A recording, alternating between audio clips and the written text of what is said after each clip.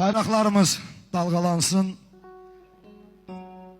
gökyüzünde dalgalanan hilalınla, bayrağınla ne güzelsen Azerbaycan, övladına xoş gün veren haramınla, növrağınla ne güzelsen Azerbaycan. Neçə qəhrəmanı xanı olan,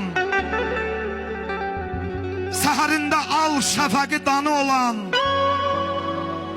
hər daşında şəhidimin qanı olan torpağınla nə gözəlsən Azərbaycan. Yeryüzünə nur çiləyən sərvətinlə, günü gündən zirvələnən şöhrətinlə, təmizlənmiş namusunla, qeyrətinlə, papağınla nə gözəlsən Azərbaycan. Ayəloğlu dik dayanan